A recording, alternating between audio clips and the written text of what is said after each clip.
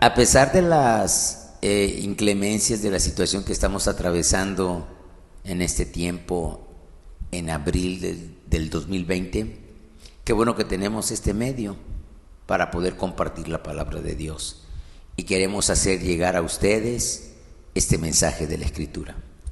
Nosotros el Viernes Santo hemos mencionado que mi llegada a Tierra Blanca fue, digámoslo así, por venir a predicar las 7 palabras. Y la hermana Carlota me invitó a venir a pastorear este precioso ministerio en el cual nos encontramos ahora mi esposa y mis 3 hijas. Gracias a Dios por esto.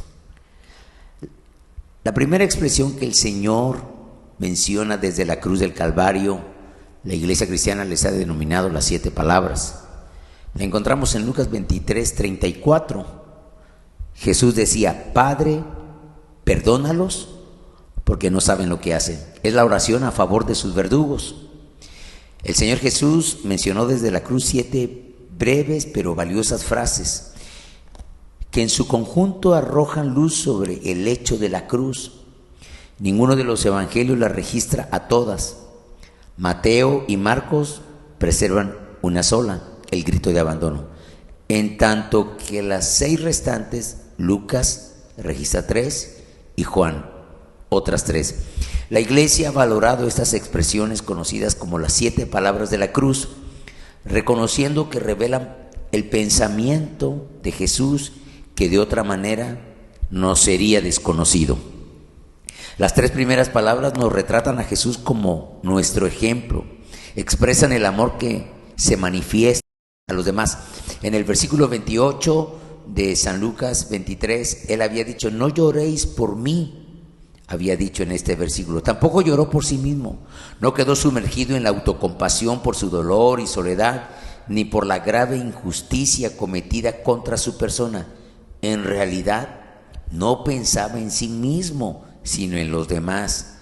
Ya no le quedaba nada por dar, hasta sus ropas le habían sido quitadas, pero todavía tenía la capacidad de dar amor. La cruz es la personificación de la autoentrega. Allí mostró su preocupación hacia los seres humanos que lo crucificaban, hacia la madre que lo había dado a luz y hacia el ladrón penitente que estaba muriendo a su lado. La primera expresión fue una plegaria de perdón hacia sus verdugos. Piensa en lo notable de este acto. Su padecimiento físico y emocional habían sido casi insoportables. Ahora lo desnudaron, lo recostaron de espaldas sobre la cruz, y las manos de los soldados, las rudas manos de estos soldados, clavaron sus manos y sus pies en la cruz del Calvario. ¿No pensaría ahora en sí mismo? ¿No se quejaría contra Dios como lo hizo Job? ¿O le rogaría venganza? ¿O mostraría algún atisbo de lástima por él mismo? No pensó en él, pensó en nosotros, pensó en los demás. Podría haber clamado de dolor, pero sus primeras palabras son de intercesión por sus enemigos, por los 2 criminales a su lado. Maldecían y blasfemaban. Jesús no lo hizo. Puso en práctica lo que había predicado en el Sermón del Monte: amad a vuestros enemigos, haced bien a los que os aborrecen, bendecid a los que os maldicen, llorad por los que os calumnian. Esto dice el Evangelio según San Lucas 6, 27 y 28. ¿Por quién estaba intercediendo ahora?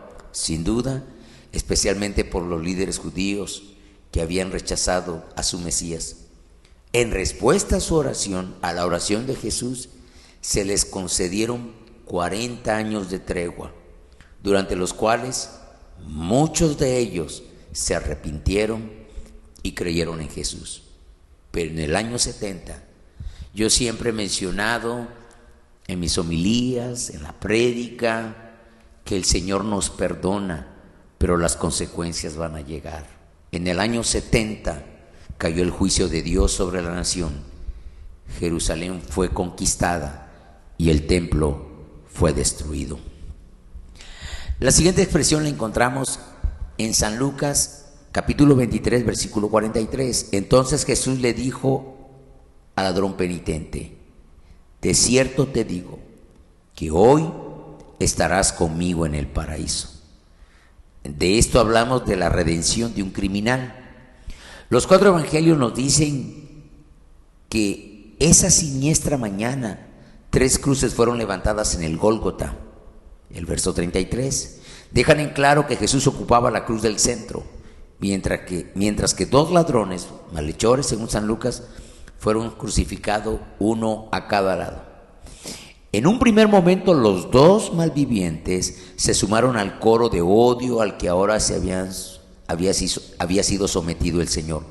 Pero solo uno de ellos continuó lanzándole insultos y desafiándole a salvarse a sí mismo y a ellos. El otro ladrón, en cambio, reprochó a su compañero: ¿ni aún temes tú a Dios estando en la misma condición? San Lucas 23, 40 y 41.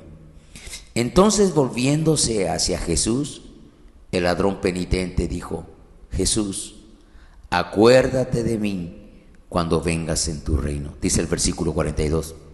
Resulta notable este reconocimiento del reinado de Jesús. Sin duda, el ladrón penitente había oído a los sacerdotes burlándose de que Jesús declaraba ser el rey de Israel, y probablemente había leído la inscripción colocada sobre su cabeza: Jesús Nazareno, rey de los judíos. Es pertinente decir aquí que en una ocasión yo escuché a un gran hombre de Dios predicar acerca de las muchas invitaciones que tenemos los que predicamos. ¿Quién quiere ser perdonado? ¿Quién quiere ser sanado? Y él decía: pues solamente una persona que no esté bien de sus facultades no quiere ser perdonado y no quiere ser sanado.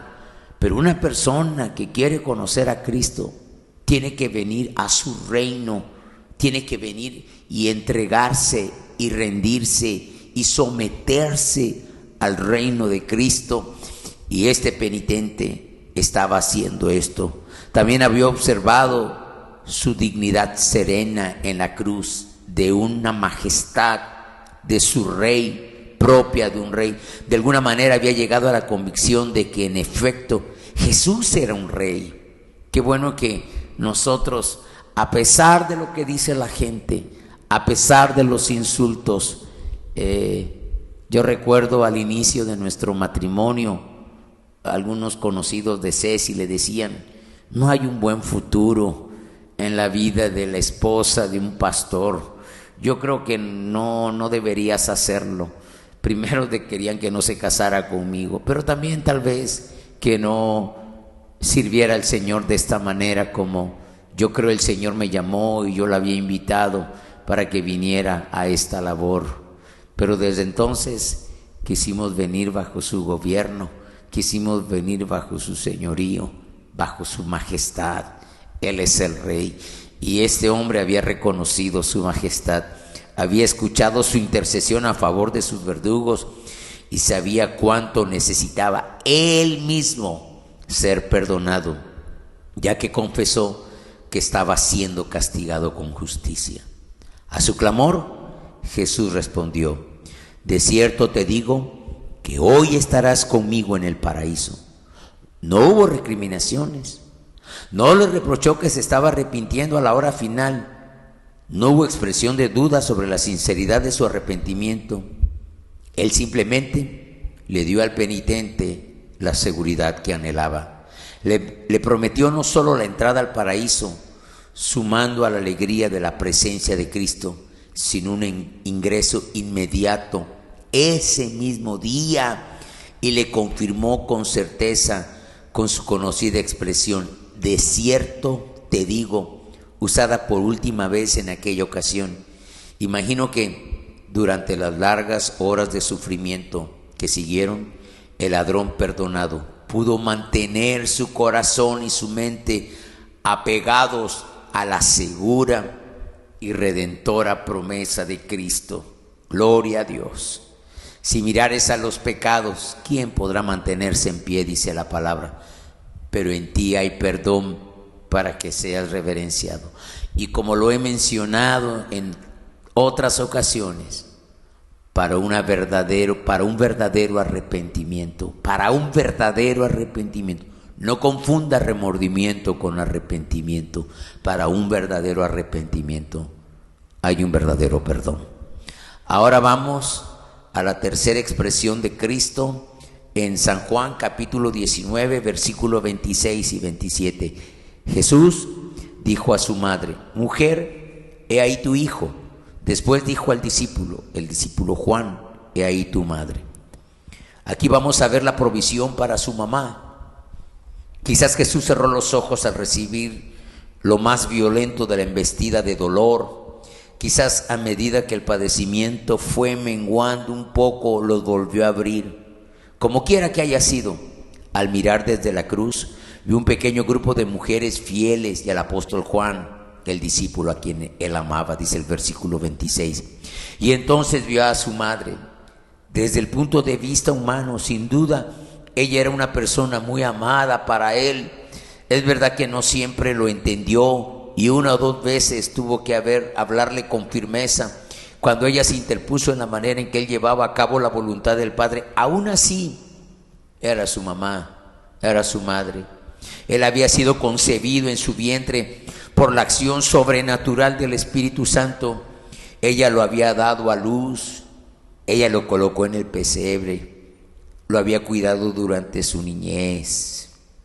Ella le contó las historias bíblicas sobre los patriarcas, los reyes, los profetas y el plan y el propósito de Dios. También le había dado un radiante ejemplo de piedad. Esto es determinante, ver la piedad en la vida de nuestros padres. Recuerdo muchas veces a la congregación le he hablado del testimonio de un gran hombre de Dios. Gracias a Dios él vive, John MacArthur Jr., y él habla que su mamá todos los días lo esperaba con un postre diferente cuando él llegaba a su casa. Y él decía que él no se quería quedar en la escuela, sino que él corría después de clases para llegar a su mamá, porque todos los días había un postre diferente. Usted no le tiene que decir a su hijo que le ama, ni a su hija que le ama. Ellos saben si usted le ama o no le ama. Ellos saben si usted es piadoso o usted no es piadoso. Yo he leído acerca de un gran hombre de Dios.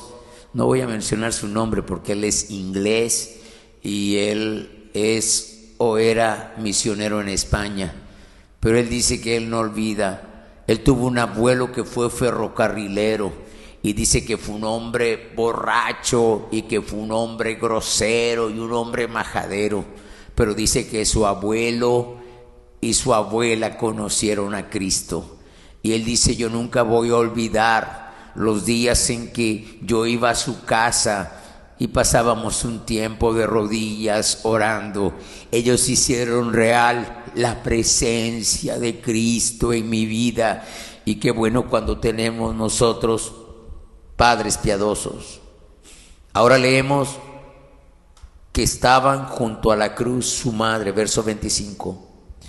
Mujer llena de gracia y ahora llena de dolor. Es difícil imaginar la profundidad de su padecimiento mientras lo veía sufrir. Yo le he preguntado, lo he aprendido, ¿quién sufrió más? ¿El padre que entregó al hijo? ¿El padre que vio morir al hijo? ¿O el hijo que dio su vida? Y obvio que no es una respuesta sencilla o fácil, pero yo soy padre de mis 3 hijas y mi corazón yo creo que se reventaría si una de ellas faltara.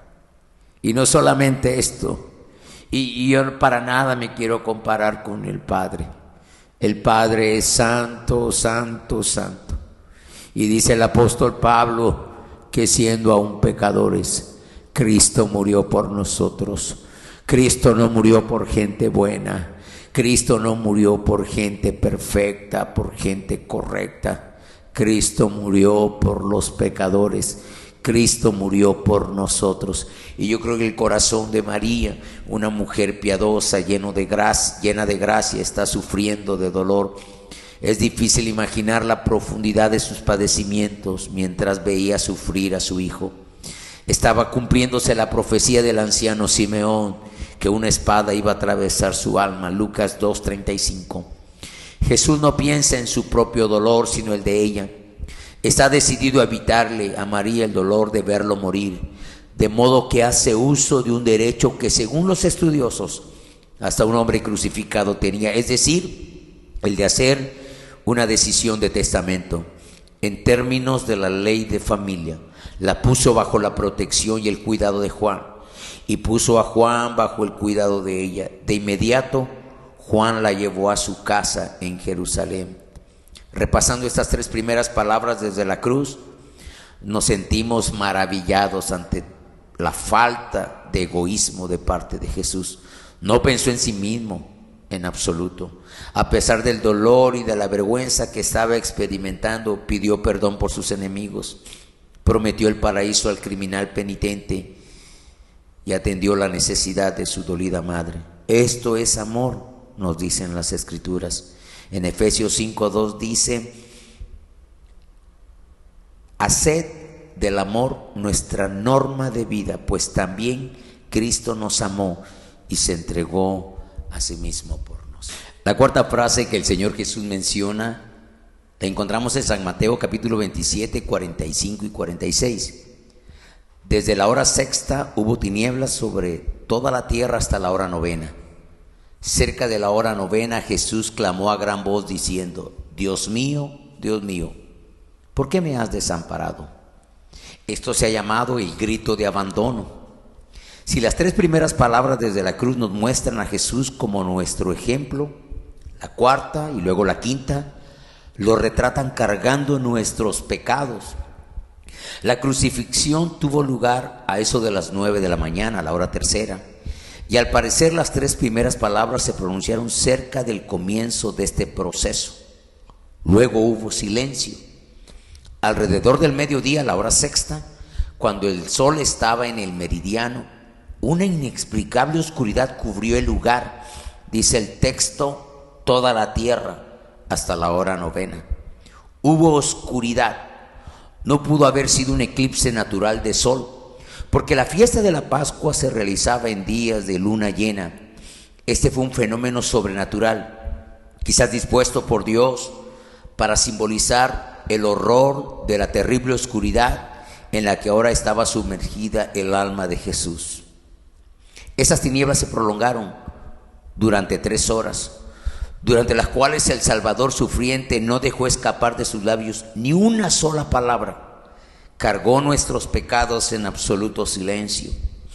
Entonces, repentinamente, como a las 3 de la tarde, la hora novena, Jesús rompió el silencio y dijo en rápida sucesión las 4 palabras restantes desde la cruz, comenzando con el clamor: Dios mío, ¿por qué me has desamparado? Solo Mateo y Marcos registran este terrible grito en la expresión aramea original: Elí, Elí, lama sabactani. Los observadores circunstanciales que dijeron: a Elías llama a este, versículo 47, seguramente estaban burlándose. Ningún judío hubiera sido tan ignorante del arameo como para hacer una equivocación tan absurda. Hay plena coincidencia de que Jesús estaba citando Salmos 22:1. ¿Por qué lo hizo? ¿Por qué se declaró abandonado? Solo puede haber 2 explicaciones coherentes. O bien Jesús estaba equivocado y no había sido abandonado, o estaba diciendo la verdad. Y en efecto, había sido abandonado. Déjeme decirlo así y ponerlo de esta manera, en cuanto a mi teología personal, desde adolescente, desde joven, mi papá fue pastor por muchos años y yo le pregunté, yo en alguna ocasión leí a Amado Nervo y Amado Nervo hace citas de estas expresiones, y yo le pregunté a mi papá, ¿sí fue abandonado por el Padre y no fue abandonado? Y la verdad, la respuesta no es sencilla. Mi papá me dijo, bueno, yo no sé, Eli, la verdad. Y yo creo, con el paso de los años, con mi experiencia con el Señor, con lo que yo creo de la palabra, déjeme decirlo así, en mi teología personal, en cuanto a mí, desecho la primera explicación de que era mentira. Me parece inconcebible que Jesús, en el momento de su entrega máxima, hubiera podido equivocarse y haberse imaginado que estaba abandonado por el Padre. La explicación alternativa es sencilla y directa. Jesús no estaba equivocado. La situación en la cruz era de abandono por parte de Dios. Estaba separado de Él por nuestros pecados y el justo castigo que merecían nuestros pecados. Jesús expresó esta terrible experiencia de abandono de parte de Dios, citando las únicas palabras de la Escritura que habían predicho esa circunstancia y que Él cumplió plenamente. Yo le he dicho a la congregación, a Betania tiene una definición de infierno y es toda ausencia del bien de Dios. La siguiente frase la encontramos en San Juan 19:28. Jesús dijo: tengo sed. Es la agonía de la sed. En el momento de ser crucificado, le habían ofrecido a Jesús vinagre mezclado con hiel, pero después de probarlo se negó a beberlo, porque de alguna manera esto simbolizaba como un tranquilizante o un analgésico. Quizás porque estaba decidido a mantenerse alerta, que sus sentidos estuvieran alertas mientras sufría por nosotros en la cruz. Sin embargo, horas más tarde, cuando emergía de las tinieblas del abandono de Dios, sabiendo que el final estaba cerca, Jesús dijo: tengo sed. En respuesta, los que estaban cerca empaparon una esponja de vinagre, de vino, la bebida corriente de los soldados romanos, y la elevaron con un hisopo hasta los labios de Jesús. Esta es la única palabra de la cruz que expresa el sufrimiento físico de Jesús. Como ya añade el evangelista, la dijo para que se cumpliese la Escritura. De hecho, esto había sido profetizado 2 veces en los Salmos. Salmos 22:15 está escrito: como un tiesto se secó mi vigor y mi lengua se pegó a mi paladar. Y en el Salmo 69:21 leemos: me pusieron además hiel por comida y en mi sed me dieron a beber vinagre. Sin embargo, sería un error suponer que el significado de este quinto clamor de Jesús desde la cruz se agota en el sentido literal de una sed física. Su sed, como la oscuridad, también tienen un sentido figurado. Si la oscuridad del cielo simboliza la oscuridad con que nuestros pecados habían envuelto a Jesús, y si la muerte de su cuerpo iba a simbolizar nuestra muerte espiritual, entonces su sed simbolizaba el tormento de la separación de Dios.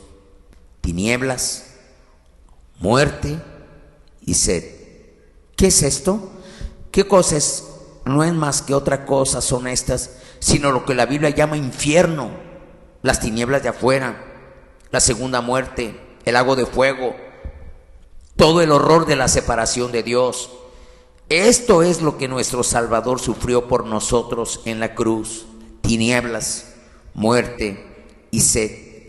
La sed es un símbolo especialmente conmovedor, porque Jesús había dicho antes: si alguno tiene sed, venga a mí y beba. San Juan 7:37.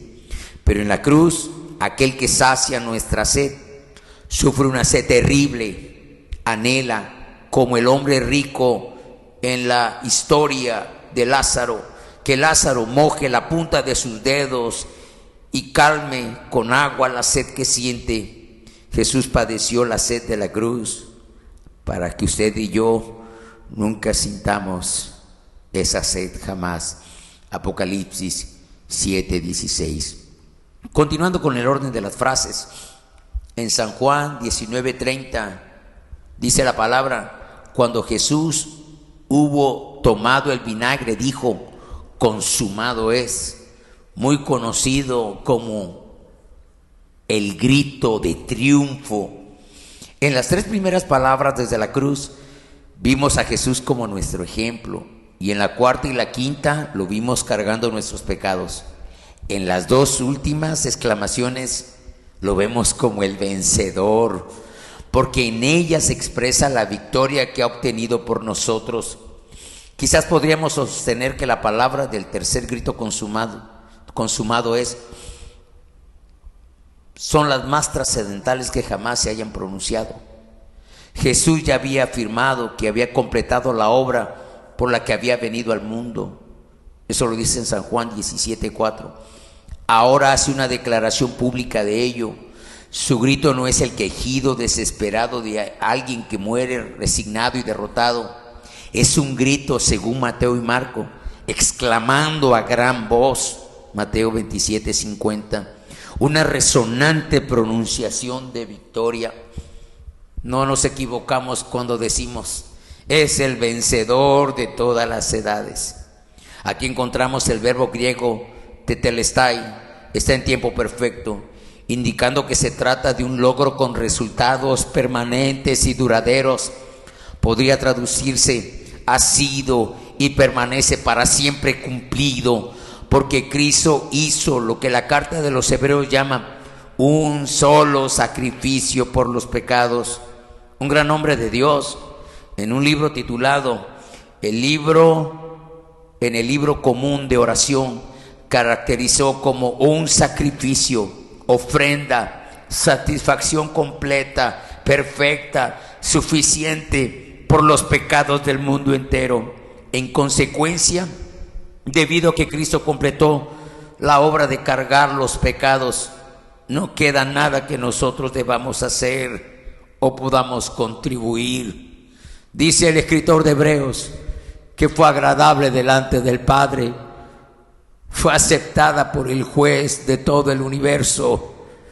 El sacrificio de Cristo es suficiente para pagar nuestros pecados. Y para demostrar la naturaleza satisfactoria de lo que Cristo hizo, el velo del templo se rasgó de arriba a abajo, Mateo 27:51, a fin de mostrar que la mano de Dios lo había hecho.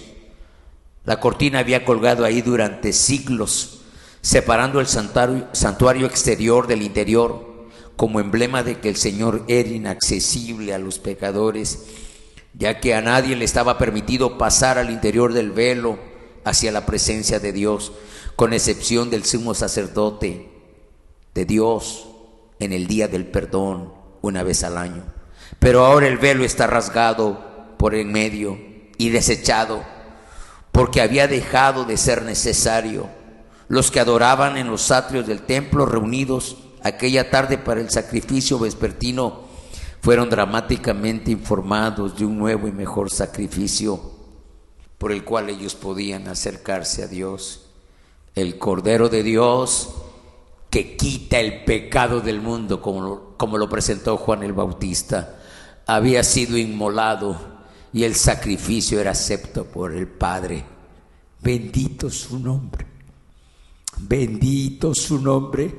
Y para terminar, dice el Evangelio según San Lucas, capítulo 23, versículo 46. Entonces Jesús, clamando a gran voz, dijo: Padre, en tus manos encomiendo mi espíritu. Su entrega final. Y gracias a Dios que yo puedo compartir ahora, porque tenemos que tener el concepto claro de la palabra. Porque cuando no nos apoyamos en grandes hombres de Dios que han ido adelante de nosotros, nosotros podemos formarnos criterios no correctos de la palabra de Dios. Pero gracias a Dios por estos hombres que nos han enseñado la bendita palabra del Señor. Ninguno de los evangelios dice que Jesús murió. Es como si evitaran intencionalmente esa palabra. No quieren dar la impresión de que finalmente la muerte lo reclamó y él se sometió a su autoridad. No, porque no fue así. Y en esta última frase nosotros encontramos esta gran verdad. La muerte no lo recibió como su víctima, él la tomó como su conquistador. Recuérdelo siempre. Venció sobre Satanás, venció sobre la muerte, venció sobre el pecado. Él es el campeón de todas las edades. Él es el Señor. Él es el Señor.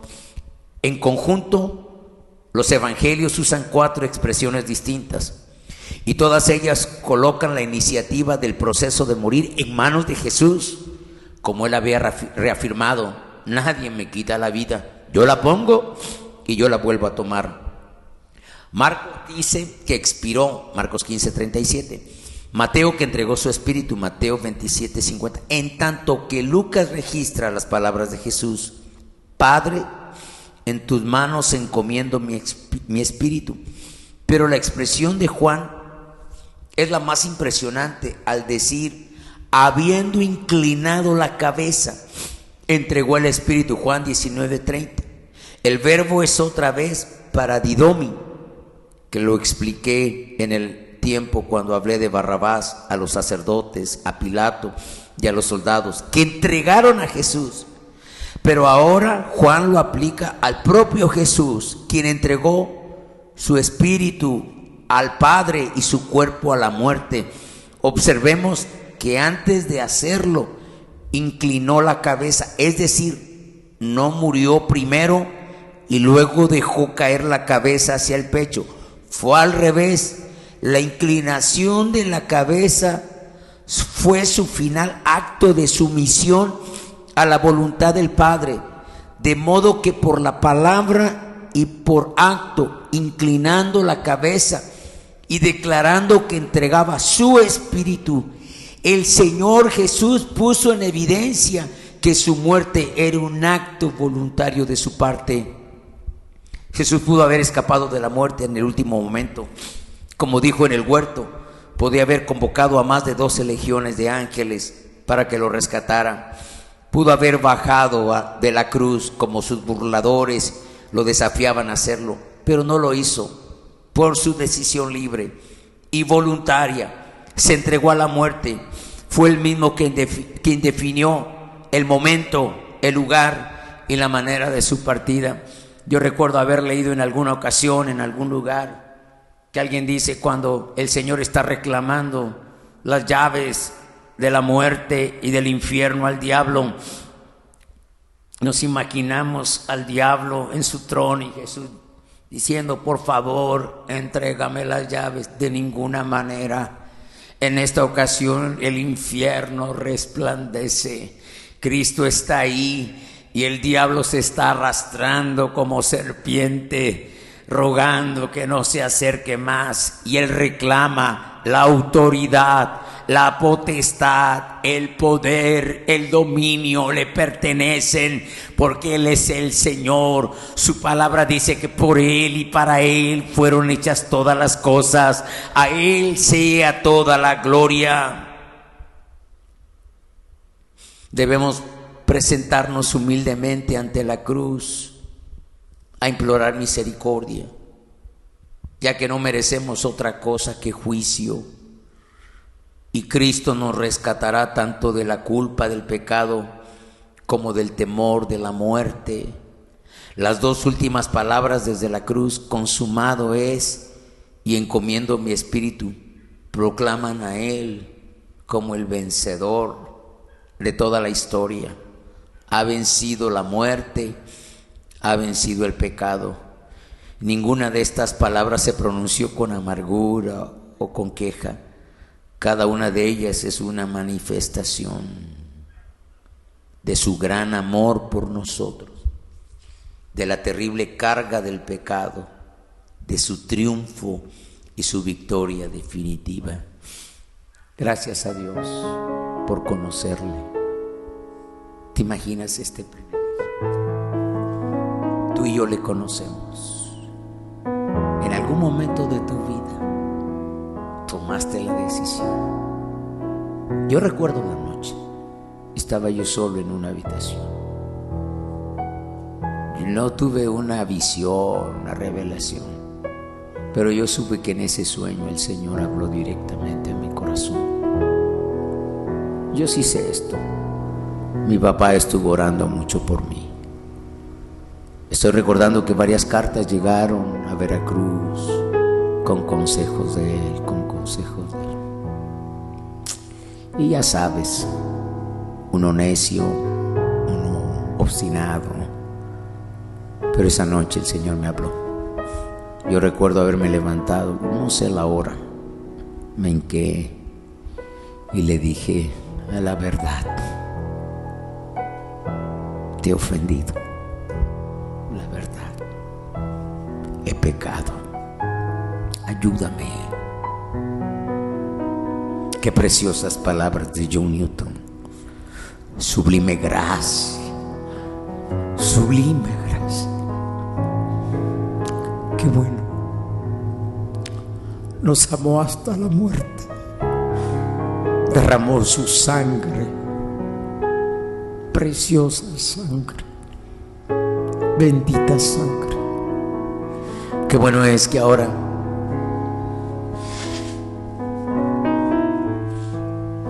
tengamos una oración. En el huerto Él dijo: Abba, Padre, no sea como yo quiero. En alguna ocasión lo he dicho, Él no tenía miedo de los clavos. Él no tenía miedo. Platón escribe que Sócrates serenamente tomó el veneno que se le había dado. Y el Señor Jesús no era cobarde. No. Él entregó su vida por nosotros. Pero en el huerto de Getsemaní, Él ruega: si es posible, pase de mí esta copa. Los profetas hablaban como la copa de la ira de Dios. Y mire, siendo pertinentes, esta mañana en la oración hablaba con los varones y les decía, les cité la escritura en Jeremías, y hay un texto que dice: no sea que se encienda mi ira y no haya quien la apague. Y quiero decirle que parece que ahora el Señor nos está llamando la atención. Estamos en la Semana Santa del 2020, abril del 2020, y usted sabe lo que está pasando, el mundo entero. Le he citado a la congregación: el dueño de la viña está reclamando su viña. Es el dueño de nuestra vida, es el dueño de nuestra salud, es el dueño de nuestro matrimonio, es el dueño de nuestros hijos, es el dueño de nuestro negocio, es el dueño de nuestra casa, es el dueño de todo. Él es el dueño. Y qué bueno hacer esta remembranza hoy y volver a la cruz y suplicar misericordia. Quiero tener una palabra de oración. Padre, gracias por la bendita oportunidad. Tengo que decirlo, gracias por la vida de Ceci, por la paciencia de Susi, de Mimi, de Raque, que me están ayudando en esta. Gracias por ellas, porque ellas están poniendo todo el esfuerzo para que esta palabra llegue a los corazones. Haz tu obra. Tu palabra dice en Isaías: tu extraña obra, tu extraña operación. Salva nuestras almas. Salva nuestras almas. Abre nuestros ojos. Quita lo incircunciso de nuestros oídos. Espíritu Santo, redarguye nuestro corazón. Convéncenos. Haz tu obra maravillosa. Tu palabra dice: lo que es nacido de la carne es carne, y lo que es nacido del Espíritu es espíritu. Gracias, Señor. Bendecimos a todos los hermanos de Betania y a todos los hermanos que, aunque no se congregan con nosotros en diferentes lugares, que están llegando esta palabra, tú les bendigas con tu palabra. Que ellos sepan que, como le he dicho a la iglesia, mientras tenemos vida, tenemos esta preciosa oportunidad de volvernos a ti. Y como dice el precioso Salmo: vuélvenos y nos volveremos. Vida nos darás e invocaremos tu nombre. En el nombre de Jesús.